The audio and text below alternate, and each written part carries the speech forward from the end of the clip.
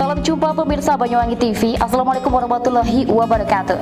Dialog Bupati dan Wakil Bupati untuk Banyuwangi lebih baik diselenggarakan oleh PPLP PT PGRI Banyuwangi bersama dengan Banyuwangi TV, menggandeng Universitas PGRI Banyuwangi dan Sekolah Tinggi Ilmu Komputer Banyuwangi.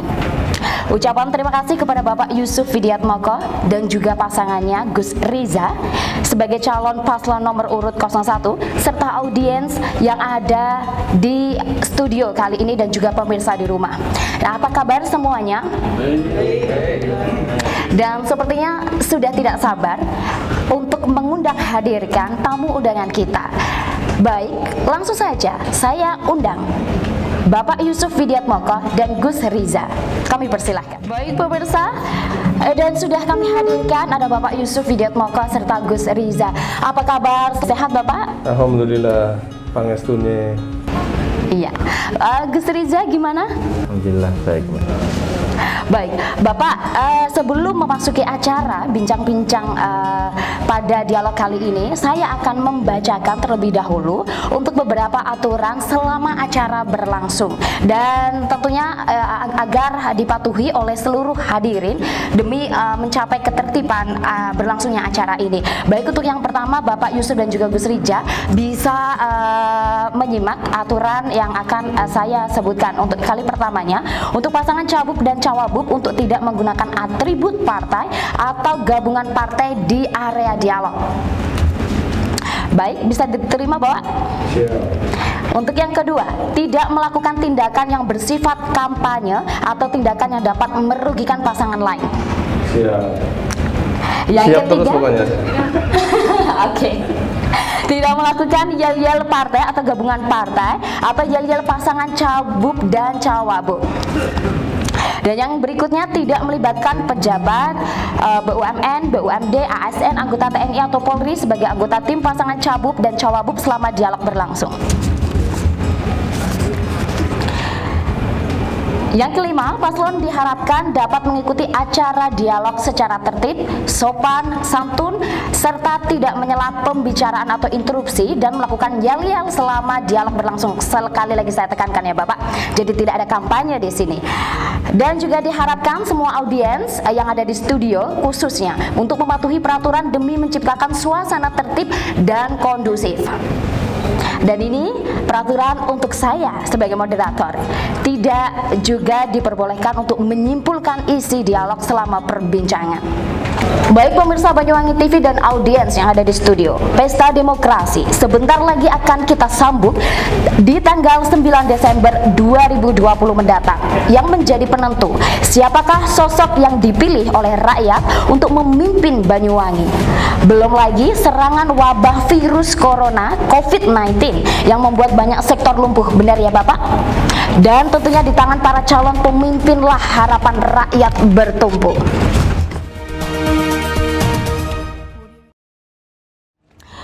Baik Pak Yusuf dan Gus Riza, sepertinya sudah siap ya melihat situasi rakyat saat ini Bapak dan Gus Riza yang memang tidak kondusif akibat adanya serangan wabah khususnya di lingkungan Banyuwangi yang membuat ruang gerak masyarakat Banyuwangi semakin dibatasi. Rakyat tentunya pasti berharap banyak nih pada calon pemimpin Banyuwangi, kepada Bapak dan juga wakilnya. Baik, rakyat Banyuwangi Pak ingin mengetahui nih seperti apa visi dan misi yang dipersiapkan jika nanti Bapak Yusuf dan juga Gus Riza menjadi pemimpin Banyuwangi. Kami persilahkan Bapak Yusuf terlebih dahulu untuk menjawab. Ya, terima kasih. Jadi saya ingin sampaikan Assalamualaikum warahmatullahi wabarakatuh. Terima kasih kepada Banyuwangi TV yang telah mengundang kami, dan tentunya kami sekarang ini menjadi calon bupati bersama Gus Riza. Saya tentunya ada visi dan misi kami. Nah, ini di sini profil saya Yusuf Widiatmoko, lahir saya di Madiun, ya, menjadi wakil bupati saya selama 10 tahun, 2 periode. Saya ini datang di Banyuwangi ini tahun 88 Saya ini dari bawah, saya ini masyarakat biasa. Saya datang di Banyuwangi, ini dulu kontrak kamar. Saya ini miskin, kontrak kamar, belum punya rumah. Tahun 88, 89, 90. Dan akhirnya saya sampai sekarang bisa menapak akhirnya menjadi wakil bupati. Ini visi misi kami. Nah, visi kami terwujudnya masyarakat yang berakhlak, mandiri, makmur, dan berdaya saing. Di sini ada 9 kerja tuntas yang kami kerjakan, yaitu tuntas yang pertama, sehat dan cerdas. Nah, ini nanti di dalamnya ada operasi gratis bagi kaum duafa. Nah, di sini tertulis semua, termasuk perluasan jaminan kesehatan gratis untuk rakyat, pembangunan rumah sakit daerah di Banyuwangi bagian selatan. Karena memang jangkauannya terlalu jauh, yang sekarang ini rumah sakit ini paling dekat ada di daerah Genteng. Jadi daerah Banyuwangi Selatan sangat jauh dan tidak ada rumah sakit.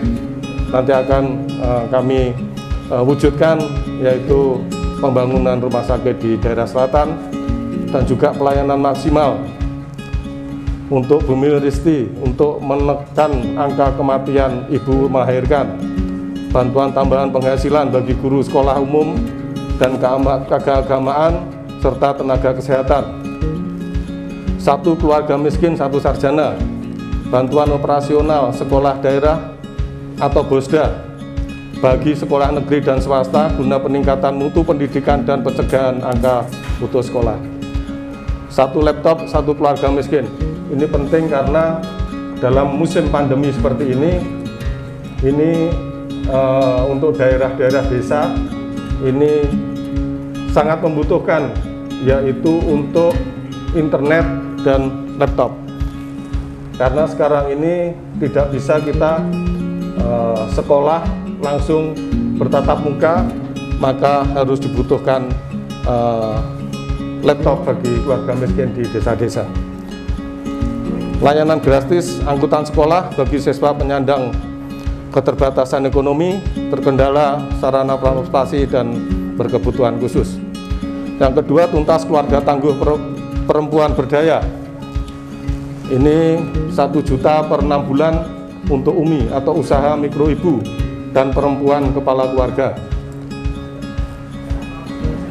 Gratis persalinan dan akta kelahiran. Ini kalau gratis persalinan ini tentunya persalinan yang normal, dan tentunya peningkatan peran perempuan bina keluarga sehat, cegah anak putus sekolah, serta gerakan maghrib belajar dan mengaji di rumah. Yang berikutnya tuntas melayani, yaitu reformasi birokrasi yang bersih dan profesional dalam menjamin layanan publik berkualitas sesuai kebutuhan masyarakat dan dunia usaha. 100 juta per dusun per tahun, sertifikat gratis atas bangunan tanah keluarga miskin, pondok pesantren dan rumah ibadah. Rumah ibadah ini keseluruhan, tidak hanya masjid, tetapi pura, gereja dan lain-lain. Dan sertifikasi aset bangunan tanah milik desa, pasar desa, tanah kas desa, kantor desa, gedung sekolah dan tanah kuburan. Peningkatan jumlah izin prinsip dan realisasi PMA, PMDN dan investasi daerah. Peningkatan kapasitas dan kualitas keuangan dan aset daerah sesuai prinsip anggaran berimbang, transparan, akuntabel dan tepat sasaran. Peningkatan status tenaga harian lepas dan honorer menjadi PNS. Ini tentunya dengan ketentuan-ketentuan yang sudah ada. Penguatan dan pendampingan hukum bagi kepala desa dalam mewujudkan tata kelola pemerintahan desa yang baik. Ini harus ada pendampingan karena tidak sedikit kepala desa ketika menggunakan anggaran desa ini kadang mereka tidak sengaja ini melakukan kesalahan, maka ketika melakukan kesalahan ini harus ada pendampingan hukum. Penghargaan bagi mantan kades dan insentif bagi Joko Tirto serta Mantri Kawin Suntik. Mantan kepala desa ini tidak pernah mendapatkan penghargaan ketika sudah tidak menjabat kepala desa, maka paling tidak ini ada tanda jasa bagi mereka. Ini harus diberikan yang selama ini belum pernah diberikan. Yang berikutnya, penyediaan fasilitas umum ramah disabilitas dan perlindungan jaminan sosial bagi yatim piatu, insentif plus bagi ketua RT dan RW, kader posyandu dan PAUD, petugas kebersihan, penjaga sekolah, juru parkir, menjaga makam dan pengasuh panti asuhan atau jompo. Yang berikutnya, tuntas karya membangun. Ini 10.000 wirausaha baru per kecamatan, pembangunan kawasan industri terpadu guna peningkatan Pelabuhan Tanjung Wangi dengan ditunjang konektivitas lintas tol Jawa, stasiun kereta api dan pelabuhan penyeberangan Ketapang. Pelabuhan Tanjung Wangi ini yang ke depan menjadi pelabuhan ekspor impor. Karena ada industri kereta api di Banyuwangi ini, maka pengiriman dari kereta api ke luar negeri ini melalui Pelabuhan Tanjung Wangi. Tetapi kalau tidak ditunjang dengan yang lainnya, maka Pelabuhan Tanjung Wangi ini tidak bisa hidup kalau hanya mengandalkan dari industri kereta api. Maka ke depan harus ada industri-industri lain yang berdiri di Banyuwangi untuk menunjang pelabuhan ekspor impor di Banyuwangi. Peningkatan fungsi pasar Blambangan, Rogo Jampi, Jajak, Genteng menjadi destinasi ramah wisata. Pemenuhan kebutuhan belanja barang dan jasa pemerintah ditunjang kapasitas usaha dan sumber daya lokal. Menarik semua wong Banyuwangi di luar daerah terlibat menggerakkan gairah dunia usaha di kampung halaman. Jadi para putra daerah ketika lulus sekolah, mereka lulus jadi sarjana dan mempunyai kemampuan, maka diharapkan nanti bisa kembali ke kampungnya untuk membangun kampungnya, kembali ke desa untuk membangun desanya. Ini yang kita harapkan nanti ke depan para putra-putra daerah. Yang berikutnya, penguatan warung berjejaring, UMKM, industri kecil menengah, koperasi dan pelaku usaha rumahan sesuai keunggulan komoditas lokal. Yang berikutnya, tuntas berimtak, 100 bedah rumah layak huni per tahun bagi guru ngaji, insentif plus bagi imam dan marbot masjid, kiai langgar, mudin, rukun kematian, pengasuh, panti dan majelis aklim. Insentif 100.000 per bulan bagi guru ngaji dan TPQ, subsidi listrik bagi rumah ibadah, peningkatan bantuan operasional bagi pondok pesantren, 1 pondok pesantren, 1 UKM, beasiswa S2 perguruan tinggi bagi penghafal Al-Quran, pemberdayaan umat melalui lembaga ekonomi dan keuangan syariah, serta penguatan lembaga zakat dan wakaf produktif. Yang berikutnya, tuntas pemuda dan olahraga, pembinaan prestasi atlet cabang olahraga secara terencana, terarah dan berkelanjutan. Ini harus dilakukan. Penghargaan bagi atlet, pelatih, dan wasit berprestasi. Ini penting karena sekarang ini atlet-atlet kita, putra-putri Banyuwangi, ini justru banyak berprestasi di daerah lain. Nah, ini yang harus ditangani dengan baik. Mereka harus diberikan perhatian, penghargaan, supaya mereka tidak berprestasi di daerah lain. Maka kita harus memperhatikan para atlet olahraga kita yang dahulu pernah berjaya.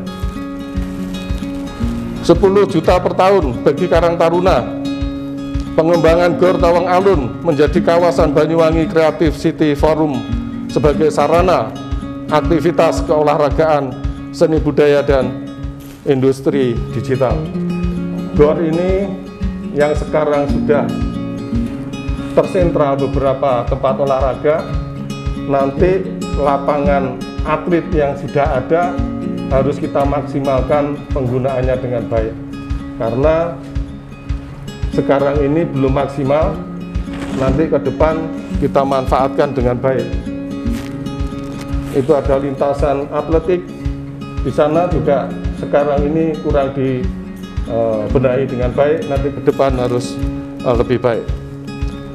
Tuntas layanan lingkungan, kampung terang, penyediaan penerangan jalan umum atau PJU di seluruh jalan kampung, sinyal jreng, peningkatan sinyal dan jaringan internet ke pelosok, desa sehat melalui 1 HIPAM 1 desa, pengaspalan 800 km jalan kabupaten yang rusak dan pembangunan jembatan antar kampung, penyediaan alat mini, insinerator atau mesin pembakar sampah di tempat pembuangan sementara atau TPS, kawasan pemukiman padat penduduk dan kampung nelayan.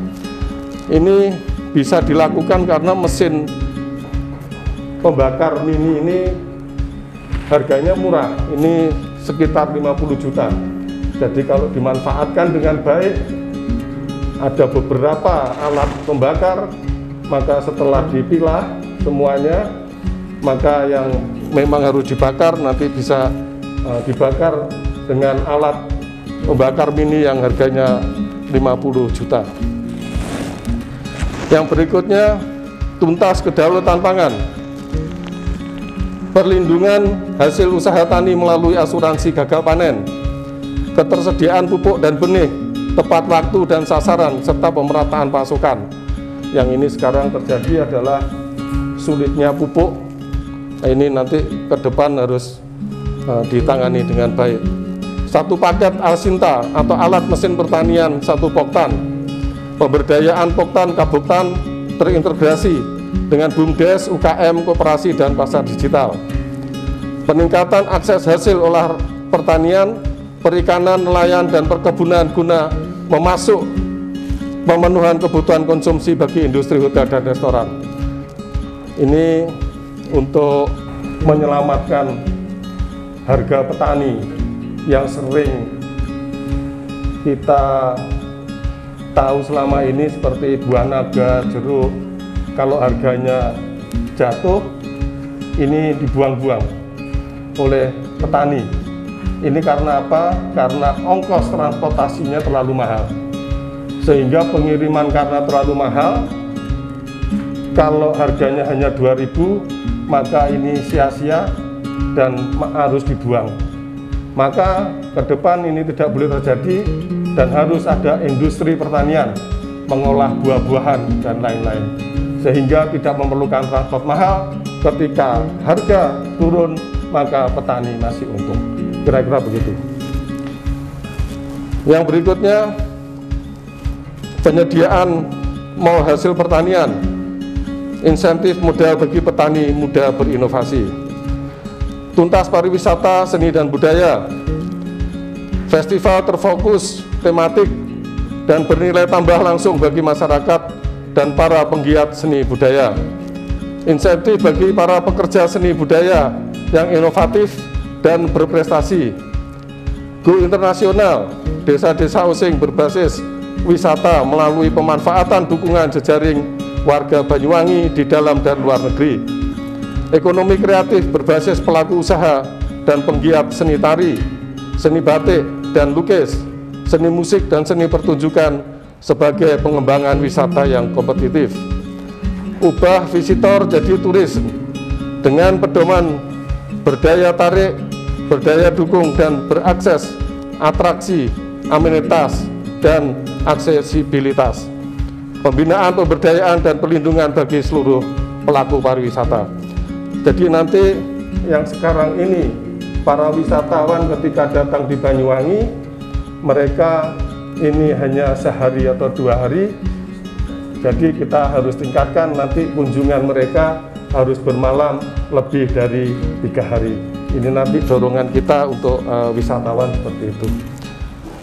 Ini yang bisa kami sampaikan dari 9 kerja tuntas nanti yang kami lakukan bersama Gus Risa. Ya, baik Pak Yusuf, terima kasih. Ternyata sudah dipersiapkan ada 9 program kerja dari Pak Yusuf yang nantinya akan terrealisasi atau direalisasikan ketika Bapak menjadi Bupati. Baik, Gus Riza, kami ingin tahu seperti apakah visi misi Gus Riza sendiri, apakah sama atau Anda malah memiliki visi misi yang lebih daripada yang disebutkan Pak Yusuf? Kami persilahkan waktunya. Ya, terima kasih Mbak. Assalamualaikum warahmatullahi wabarakatuh. Waalaikumsalam warahmatullahi wabarakatuh. Tentu kalau visi misi tidak boleh berbeda dengan Pak Wagub. Jadi Wakil Bupati harus senantiasa berada dalam koridor visi misi yang telah dicanangkan bersama antara Bupati dan Wakil Bupati. Tapi bahwa stressing dan penajaman terhadap visi misi ini yang kemudian dirumuskan dalam sekitar 60 sekian program ini, ada beberapa yang memang harus kita concern nantinya, dan itu sudah pernah kami diskusikan secara informal, bahwa termasuk misalkan diantaranya adalah tuntas berimtak. Nah, ini Pak Yusuf sudah memberikan proporsi terhadap tuntas berimtak ini untuk saya koordinir. Nah, artinya bahwa di situ saya memiliki ruang untuk kemudian bagaimana afirmasi kebijakan dari pemerintah daerah terhadap sektor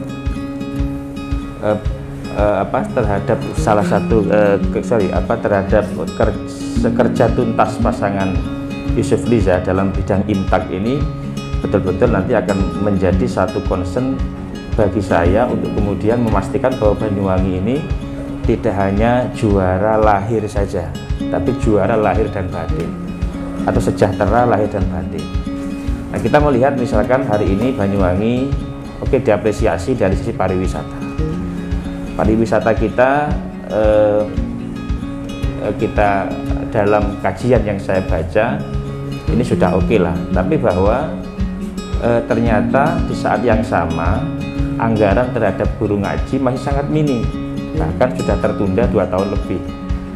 Bukan hanya itu, misalkan terkait dengan pertanian ini saya dapat informasi APBD kita hanya dialokasikan sekitar 16 miliar.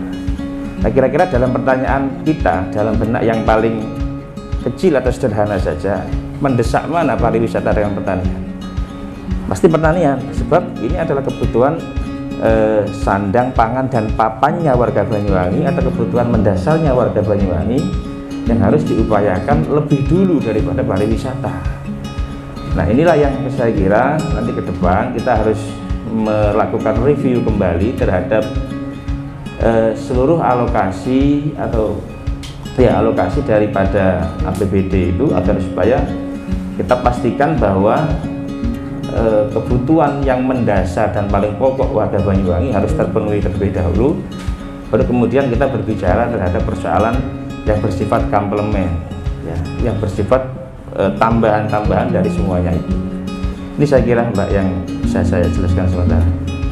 Baik Gus Riza, terima kasih. Nah pemirsa, sudah kita simak visi misi yang memang Gus Riza sendiri juga mendukung dan juga sejalan dengan program yang dicanangkan oleh Bapak Yusuf Widiatmoko. Baik pemirsa Banyuwangi TV dan juga audiens yang ada di studio, kita akan kembali lagi setelah jeda atau break yang satu ini. Jangan kemana-mana, tetap di dialog kami.